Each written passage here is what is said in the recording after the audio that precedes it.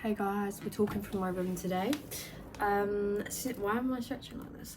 I don't know. Anyway, today we're talking about discipline, and I've lit my incense from my old incense box because I haven't been back in a few months and I'm finding things that I used to use.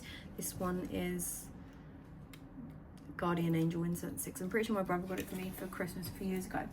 Anyway, we're going to be discussing discipline, and we're going to be discussing the fine line between discipline being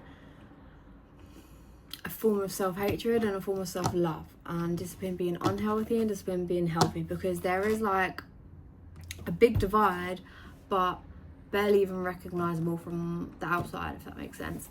And I think the only way I can really discuss this is by talking about personal experience. And I basically got myself out of really bad self-sabotaging habits by becoming extremely disciplined, by becoming a gym rat, and by focusing on health, but not really health, more like protein intake and calories and shit, and controlling all of this stuff, and by stopping socializing, by just going to the gym, socializing in the gym. Like, that's what the path that I went on to get better.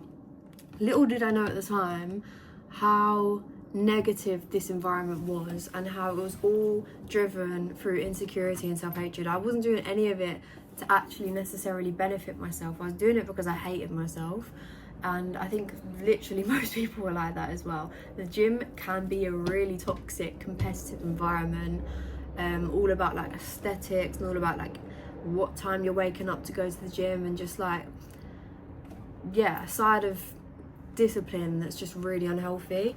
And like I said, I didn't really realize it at the time, and I think the only thing that kind of put me on the outside of that and made me see it from another perspective is when I got into feminine energy work. And I know I talk about this all the time, I'm not going to go too deep into it, but this isn't just like females that need to do feminine energy work. Everybody needs to do energetic work, like masculine and feminine, and learn to balance it and learn what you're driven by and just educate themselves on it. Because I think I really looked into it when I got into a relationship. It just made me want to not solve, but like, I was really looking at the dynamic of the relationship and how masculine and feminine energies were taking a toll on our dynamic, basically. And I realised that I have always been so driven in my masculine, like, I think I said this in my last video, but like career-wise and just being so independent and go, and like to-do lists and stuff was just so, yeah, masculine driven. And I'm still very much like that, but I'm now doing a lot of work to tap into my feminine and tap into slow living, simple living, like nourishing, and like it's just a complete different energy. And since tapping into that, I've truly like let go and released this negative form of discipline that I had. I am still so disciplined, and that's not me licking my own ass, right?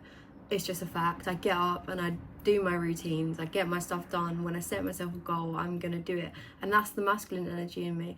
However, I'm now learning so much about this feminine energy, which is basically just having a different intention behind my goals. And it's not like, don't get me wrong, I still look in the mirror most days and I don't like what I see, I'll be honest, and I can openly say that because I'm doing so much work to change that. And in a few years time, I'm gonna look at this video and I'm gonna be like, oh, bless her, like, you know, I've worked through it now. But that's something that I'm really focusing on. I know I need to work through, because it impacts so many areas of my life. Like, insecurity impacts how I treat others and how I treat myself, and just consumes me sometimes, and I'm sure it does most people. But at least I've acknowledged that this is an issue, and you know, I haven't told myself that I'm solving this issue by going to the gym and lifting weights and trying to get a bigger bum. That doesn't mean that I'm working through my insecurities. That just means I'm acting out of self-hatred. I'm only doing it because I don't like myself, if this makes sense. Whereas now, yeah, I've kind of like, I only lift 2 days a week at the moment, and that is crazy to me, because even a few months ago I would have thought that's nuts, and I would have never thought that that's the direction I've gone in. But I still love movement and I still love exercise. I just have explored different forms of it because I'm doing it out of enjoyment and how it makes me feel, not just ticking like a day off the list. Okay, I've done back, I've done buys, I've done legs, I've done glutes. It's not just a checklist, it's just like actually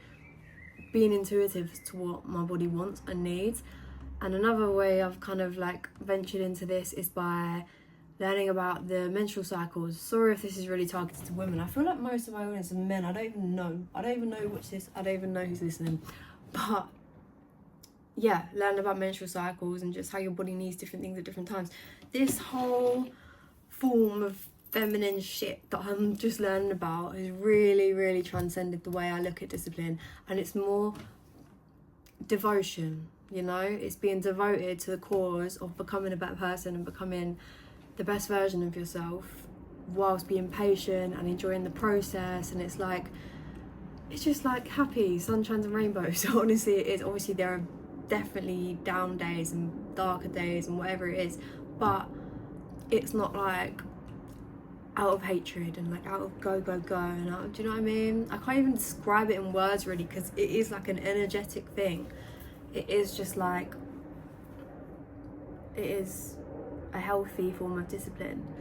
And yeah, I don't know why I'm talking about it today. I don't know why it's come up today, but I just thought I would, and that I'm working through it, and that I'm not at like an end goal. The thing is with this as well is there's not an end goal. Like a healthy form of discipline, you're not trying to reach a certain statistic or something, like with unhealthy discipline where you want to lift a certain amount of weight, or you want to look a certain way, or eat a certain amount of calories or protein, whatever it is, and then that's never good enough. Sorry, I think this incense is clogging my throat. It's never good enough. It's never good enough. You're always chasing more, and it's like consume, and it's, yeah.